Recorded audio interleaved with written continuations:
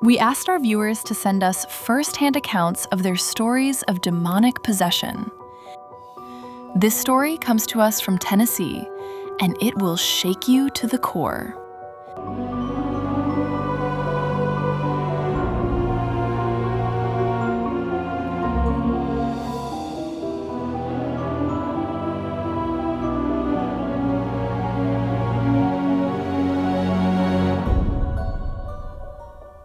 I remember the first night it happened because of how ordinary it was before everything changed.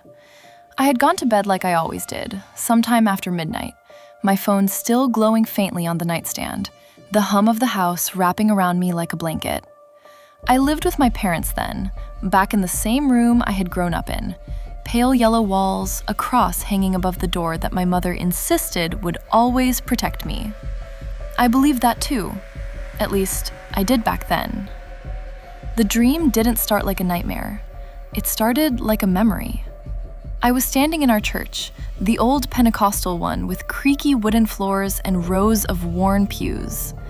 The lights were dimmer than usual, and everything had this strange gray tint, like the color had been drained out of the world. I could hear singing, but it was distant, warped, like a cassette tape playing too slow. Then I realized something was wrong. There was no one there. The pews were empty, the pulpit stood abandoned, and yet the singing continued. I remember calling out, "Hello?" My voice echoed in a way it never did in real life, stretching too long, too thin. That's when I saw it. At the far end of the aisle, something moved. At first, I thought it was a person kneeling, but as I stepped closer, I saw that it wasn't kneeling at all. It was bent in a way a body shouldn't bend, its spine arched backward, its head twisted too far around. And then it looked at me. Its eyes were wrong, completely black, like empty holes. And its mouth stretched open wider than any human mouth could, like it was tearing itself apart just to smile. It started crawling toward me, not walking, crawling, fast. I tried to run, but my feet wouldn't move. It kept coming, its limbs snapping and cracking with every motion, and the singing grew louder, but now it wasn't singing anymore. It was laughing. When it reached me, it grabbed my ankle.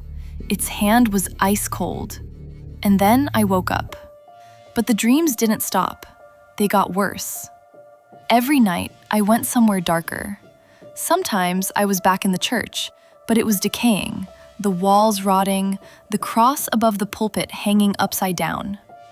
Sometimes I was in my own room, except everything was wrong, the shadows moving on their own, whispering in voices I couldn't quite understand. And always, there were things in the dark. Not one, many. I began to see them more clearly as the nights went on. Tall, thin shapes with limbs that bent like broken branches. Faces that weren't really faces, just impressions of something human stretched over something else entirely. They spoke to me. At first, I couldn't understand them. Just murmurs, layered over each other like 100 voices trying to speak at once. But then, one night, I understood. Linda. They knew my name. I remember standing in a field in that dream, a black sky overhead with no stars. The ground beneath my feet felt soft, like it was breathing.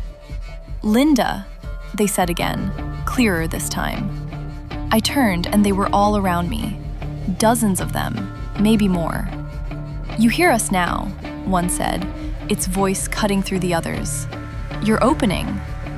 I tried to scream, but nothing came out. "You belong to us," another whispered, right beside my ear.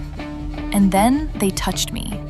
Hands everywhere, cold, grasping, pulling. I could feel them pressing into my skin, like they were trying to push through it. And then I woke up again. I told my mother after the fourth night. We were in the kitchen. "I've been having nightmares," I said.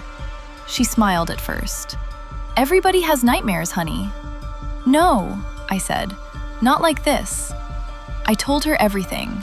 Her expression changed slowly as I spoke. That's when they called the pastor.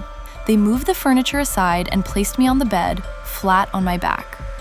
My mother stood by the door, clutching her Bible. My father stood near the window, his face tense. The pastor stood at the foot of the bed. At first, it was just prayer. His voice was calm, rhythmic, filling the room. My parents joined in, their voices overlapping, creating a kind of wall of sound.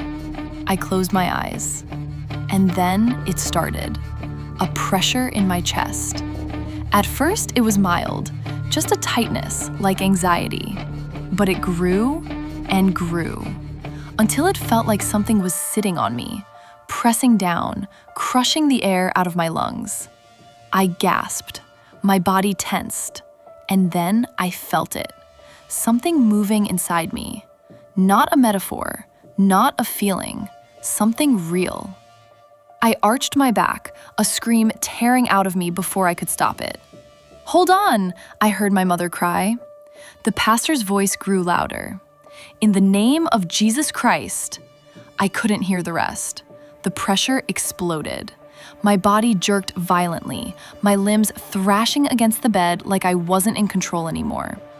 I tried to stop, tried to speak, but my voice twisted into something else. A growl. Low, deep, not mine. "No," I whispered, but it came out wrong. The pastor stepped closer. "Speak your name," he commanded. Something inside me laughed, and then, through my mouth, a voice spoke. "Why?" I felt it as it happened.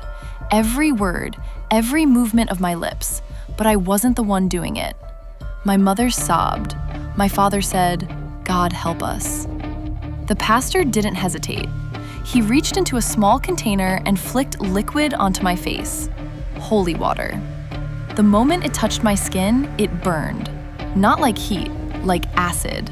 I screamed, my body convulsing, my back arching so hard I thought it might break.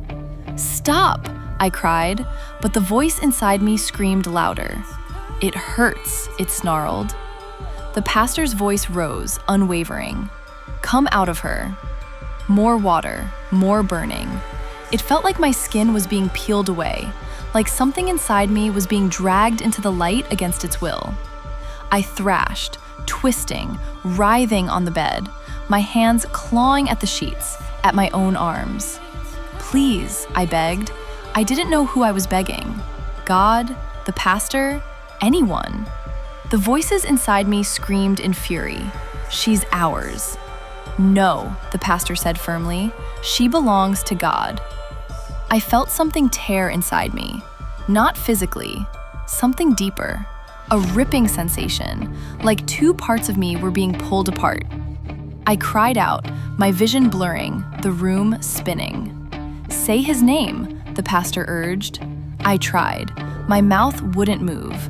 The thing inside me fought, pushing back, filling my mind with those images again. The field, the creatures, the darkness. "You're nothing without us," it whispered. But I remembered something. The cross above my door.